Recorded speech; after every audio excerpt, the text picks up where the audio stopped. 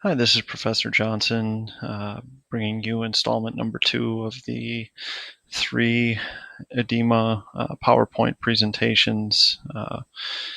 We're going to talk about edema management related to fluid dynamics and understanding the science behind fluid dynamics being critical to understanding what it is we're trying to do when we treat patients for lymphedema and or edema fluid overload. So this presentation, again, was prepared by Dorothy Pertell and Steve Johnson, both certified lymphedema specialists.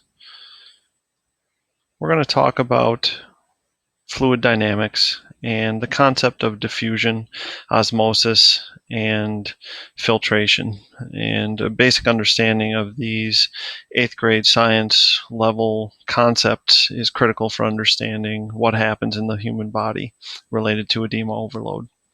Diffusion is the movement of atoms and molecules from higher concentration to areas of lower concentration. This is the textbook dictionary definition. In terms of conceptualization, I think of diffusion as the example of when you put Kool-Aid or some type of powdered material into a drink, it spreads out throughout the container and the molecules are diffusing throughout that glass of water to add color to it. Osmosis is what happens in a situation such as living tissues where a barrier prevents molecules from diffusing. However, water can move across that membrane, and so the water moves in the direction of the concentrated materials as a way of trying to achieve homeostasis or equal concentration.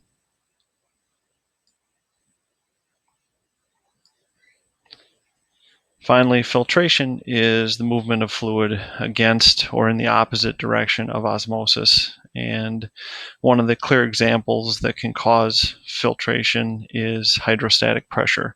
So if you squeeze something, fluid will move out of that substance due to the pressure that's being put on it. Starling's law explains the movement of these fluids in and out of the circulatory system as a result of osmosis and filtration. I find this concept very exciting and very interesting, that Starling did a lot of this work in the 1930s, and until that time we really didn't have a clear understanding of how the circulatory system moved things in and out of the circulatory system at the tissue level.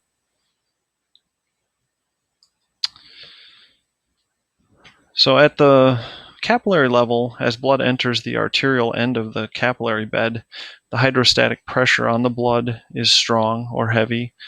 Think of the high systolic pressure of blood in the arterial system. That pressure is pushing on the fluid in the closed circulatory system. Obviously, the material is not able to move out of the system. However, that hydrostatic pressure causes fluid filtration and forces water out of the circulatory system and into the tissue space. As the fluid leaves, the hydrostatic pressure decreases and the osmotic pressure increases, as the only thing left in the capillary space are the red blood cells and large molecules, and there is hydrostatic pressure being reduced as the fluid leaves. And so on the venous end of the capillary, you now have osmotic pressure trying to move fluid back into the circulatory system as a way of creating homeostasis. Again, we talked about in an earlier lecture that there is some debate as to the amount of fluid that returns directly to the circulatory system via Starling's conventional way of thinking. The thought was that up to 98% of fluid returns to the venous system. There are now some research indicating that possibly 80% of the fluid returns to the circulatory system via the lymphatics first. Again, my take on it is much more middle of the road, that it is probably somewhere in between. During Starling's time, the lymphatic system was not considered as part of the process, and now with lymphedema becoming popular, it does everything, including cooks and cleans and delivers the laundry. So ultimately, again, a pictorial representation of that high pressure blood moving into the arterial end of the capillary. At this point in time, there is heavy hydrostatic pressure pushing fluid out into the interstitial space. As that fluid is pushed out into the interstitial space, all that is left are the capillaries and large proteins. And as those capillaries and large proteins move towards the venous end of the capillary, there is osmotic pressure pushing water back into the venous system for its return trip back to the heart and eventually the lungs.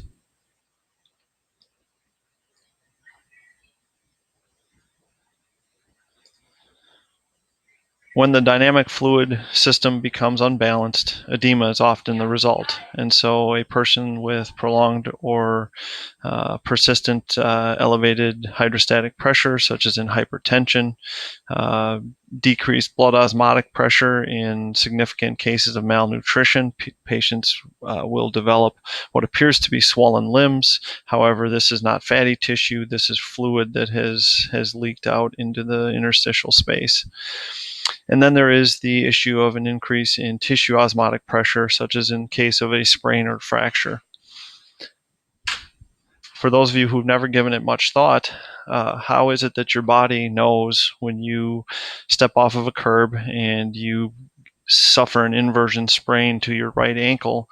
How is it that your body knows to cause swelling to appear in your right ankle? The secret is osmotic pressure, and what happens when you sprain that ankle is that there is tissue damage done. That tissue damage causes all sorts of proteins and large molecules and debris to leak out, as well as you shear some capillaries and have some subdermal bleeding that occurs. All of those large molecules are now creating heavy osmotic pressure to pull fluid out of the circulatory system in the area of acute injury. Again, picture of a patient with fluid imbalance. Again, fluid, this is not what a normal leg should look like. Because of that fluid overload, you see some tissue changes and ultimately fluid imbalance, which will limit function. I'd also like to take a moment for everyone to think about all of the other changes that occur because of this. How easy is it for this person to transfer in and out of bed with the increased fluid weight in the leg? What sort of ankle range of motion does this patient have in order to perform foot and ankle strategy for balance? What sort of activity tolerance does this patient have in order to get done activities of daily living with the heaviness of these limbs? Not to mention all of the very obvious tissue changes and health-related concerns that start to occur with fluid overload. Here's another example of a patient that I treated about 3 years ago now.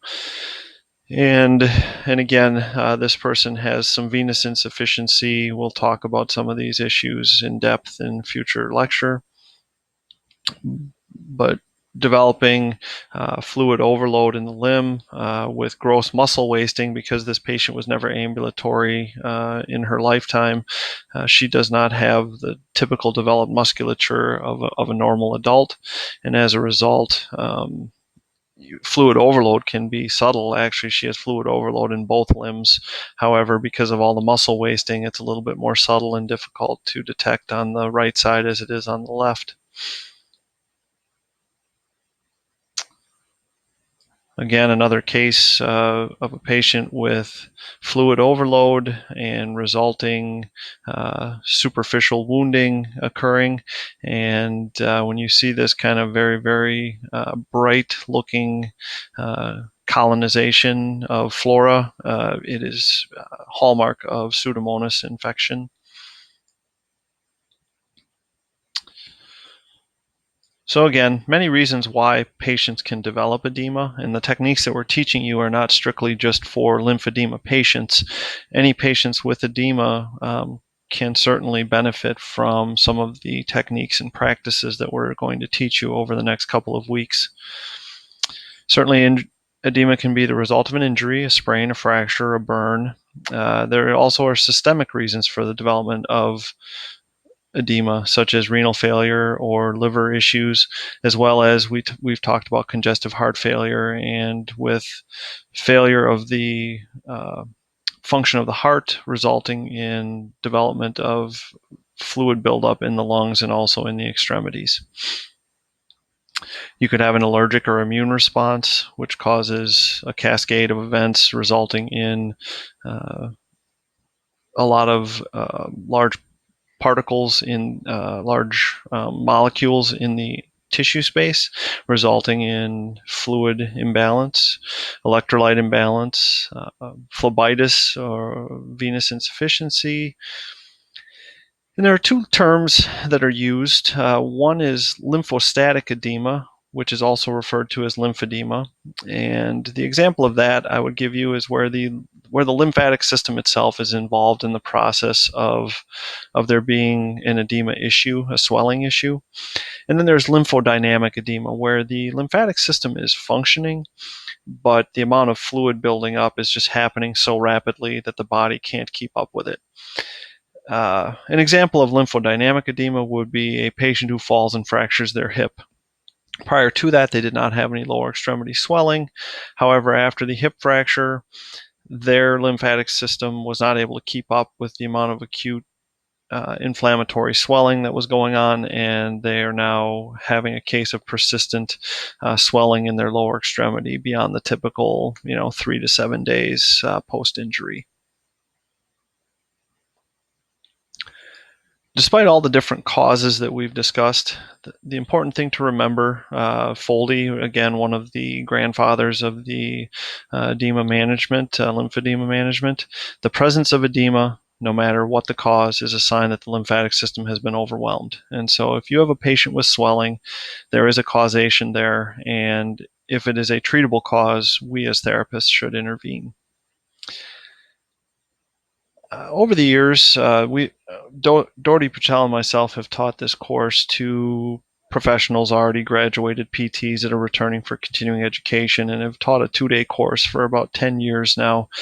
And I've always tried to come up with what is the best suitable example to describe the differences between lymphostatic and lymphodynamic edema. And the kitchen sink example is probably the best one that I've been able to use to help people conceptualize what's happening, and I found it useful with patients to explain to them what's happening and why we're working with them to try to fix a situation that they were oftentimes in the past told that they needed to just live with. So if we think of fluid dynamics as the fluid normally moving through the system, coming out of the faucet in the kitchen sink, and the flow of water being that circulatory flow, and the sink basin being the interstitial space, that when the water is turned on and the water's running, there's then a drain system, which includes the circulatory and the lymphatic system, to reabsorb that fluid, move the fluid out of the tissue space and take it away. And so fluid comes out of the faucet into that tissue space and then drains out of the sink.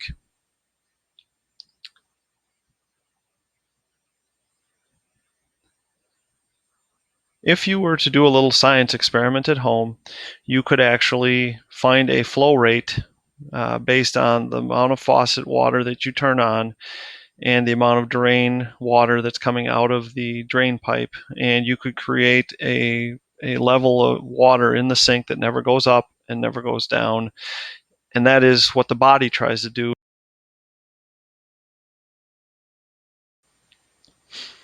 Unfortunately, there are conditions that then change this homeostatic condition.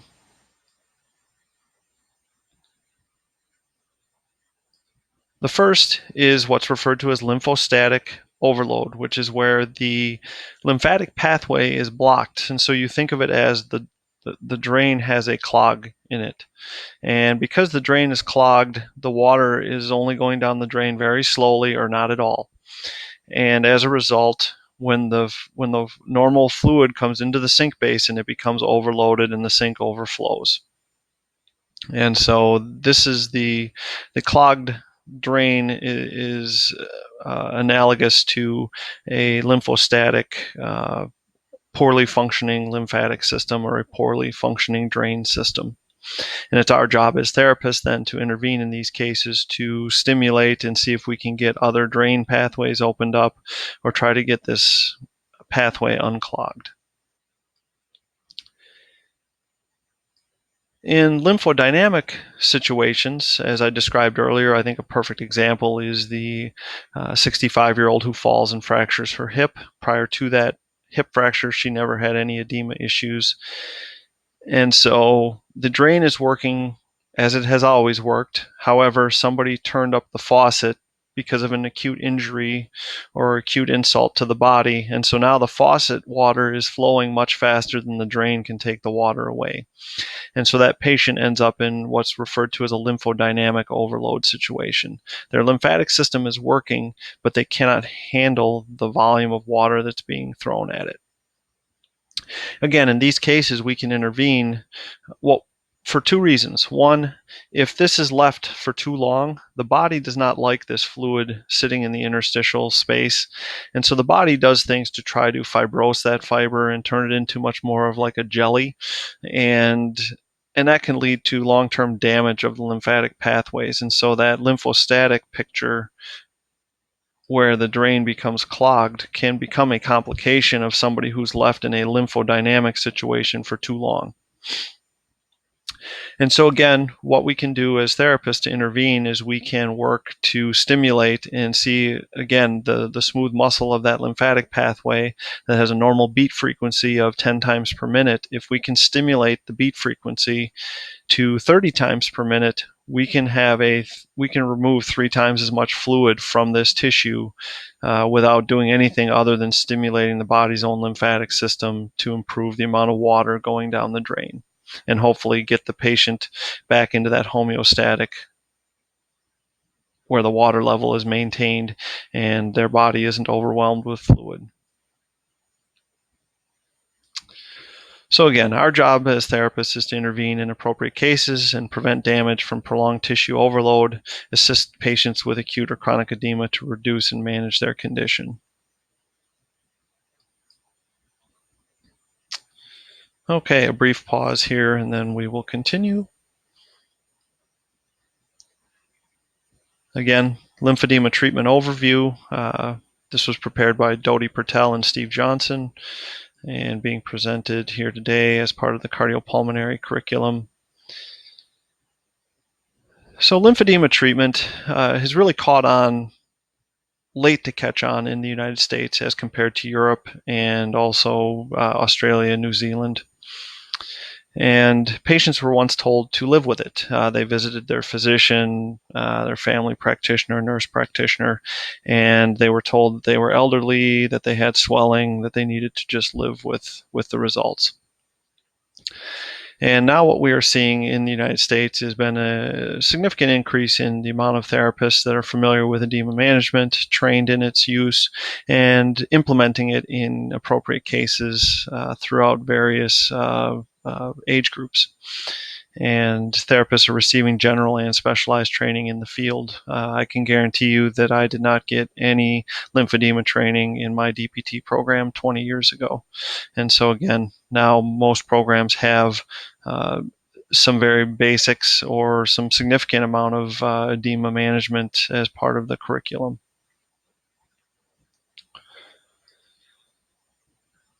I think the biggest thing that young therapists, new therapists to edema management need to learn is that we are not trying to push or force the fluid to go somewhere.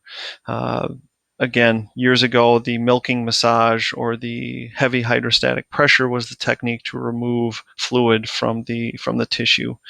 And really what we are trying to do is allow the fluid and plasma proteins to move out of that interstitial space by stimulating the lymphatic system to pick them up and take them away. And so it is not a heavy squeezing hydrostatic pressure technique. It is actually a technique to stimulate the fragile net-like structures of the lymphatic system to absorb fluid. I will tell you that I went through the lymphatic lymphedema certification as a skeptic. I'd seen therapists performing this hocus pocus. You just sort of gently rub the tissue and the fluid goes away. And this was very counterintuitive and contradictory to the training that I received in PT school, which was that you had to do a milking massage, which provided that good hydrostatic pressure to remove the fluid from the patient's swollen tissues. And I will tell you that once you see these techniques in play and actually see the edema being reduced with a patient, you will become a convert as well. So ultimately, what we want to do is create a program that meets the individual's needs and lifestyle for long-term edema management. I think one of the critical aspects related to edema management is that other than those cases of acute edema injury where you can quickly intervene on a patient's behalf, the longer that tissues have been swollen, the less that they are going to return to their original form. And so if a patient has spent 30 years with uncontrolled edema, they're going to need permanent lifestyle management in order to control that edema.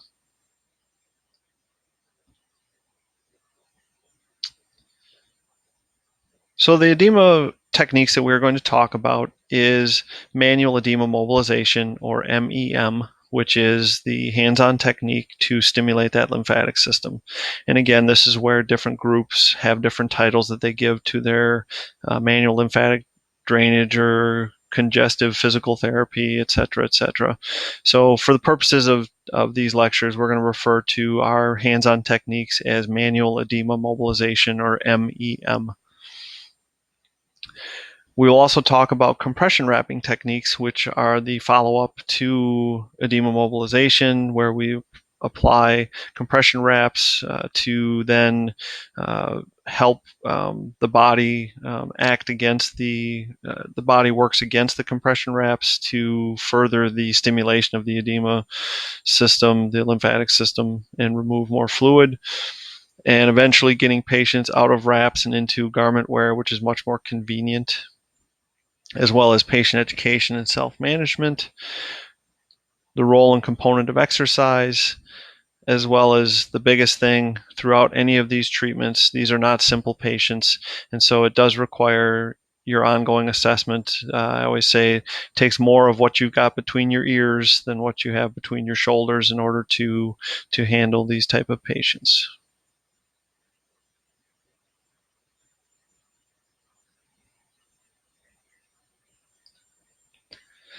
So again, manual edema mobilization is a hands-on technique used to stimulate the smooth muscle contractions of the lymphatic system. It is a gentle and slow technique that facilitates the movement of the fluid instead of actually physically moving the fluid out of the area.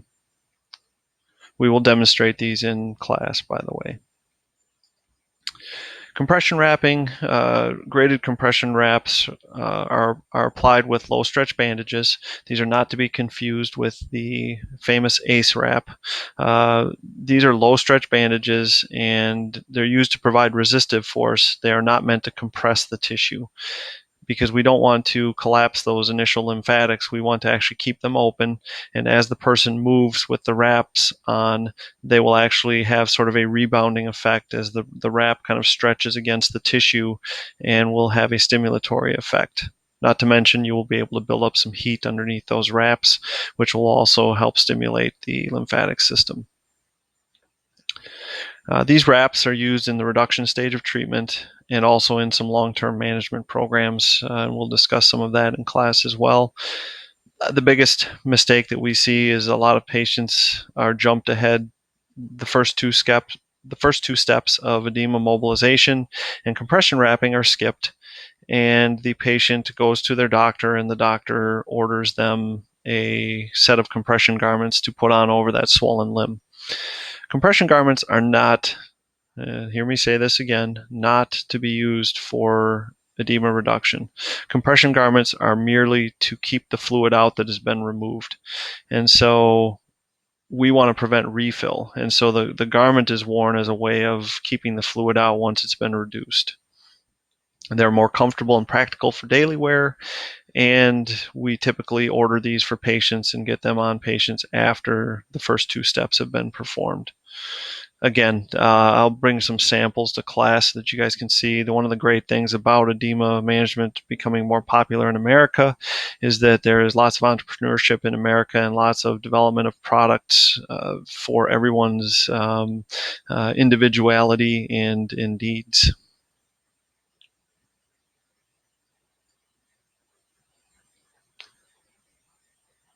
Patient education and self-management are critical to the success of any edema management program. Again, any patients other than those fortunate few that are caught early in the edema process will need some sort of long-term management, and we as the therapist will not be able to be involved with them permanently, and so they need to take accountability. And we will talk in class about some of the techniques to begin that process of accountability and involvement. A lot of times these patients will buy into the process very quickly as they start to see the results, and they don't want to go back to having those swollen limbs.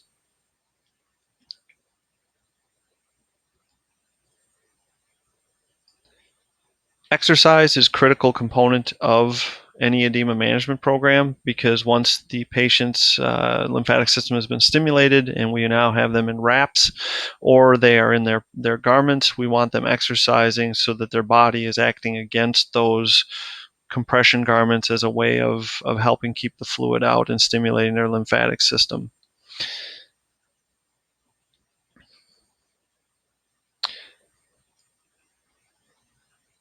Again, we talked about critical thinking, continually assessing and adjusting your techniques, as well as looking at how aggressive you want to be in the beginning with moving fluid around with this patient.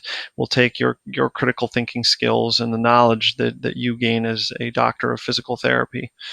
It's really important that you remember your critical thinking skills along the way and apply those to the treatment techniques. So here's a series of slides that I'm going to show you, and again, I'll probably show them in class and we can talk a little bit more about them.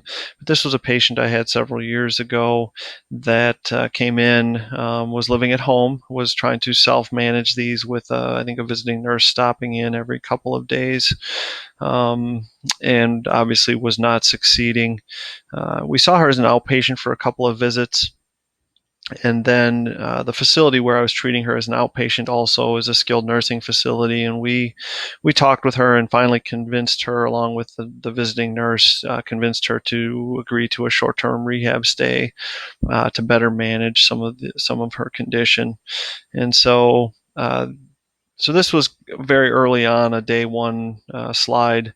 One of the things that you do as an edema therapist is you start to kick yourself because you don't take pictures in the beginning. You only think of taking the pictures after the results. And so this was one of the fortunate patients that on day one I remembered to grab my camera and take a few pictures. This is after a couple of treatments. Again, you're seeing a significant reduction in the edema, and along with that, one of the things over the years, and part of what got me involved in edema management, is that I started out doing a lot of wound care early in my career, and I cannot tell you the months and the millions of dollars that have been spent trying to treat superficial wounds like this, when really the mitigating factor is reducing the patient's edema. The body will take care of a lot of this if we can just allow the circulatory process to function more appropriately.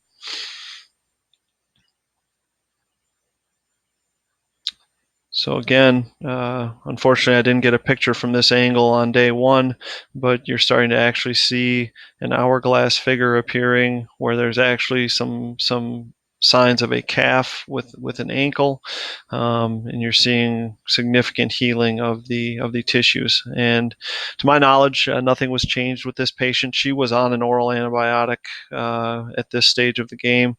She remained on an oral antibiotic throughout her stay in the skilled nursing facility. However, largely the biggest thing was we were able to reduce the edema, and the reduction in the edema allowed her circulatory system to actually get at and attack those superficial colonizations of wounds. And again, here's a final picture that I took with this gal shortly before she went home. And again, looking at the significant reduction in edema. This is the point at which we then fitted her with some compression stockings and allowed her to return to home. Here is Ripley again, enjoying something we haven't seen in Wisconsin yet this fall, which I'm happy about. But he does love to go out and play in the snow, and my wife is a shutterbug.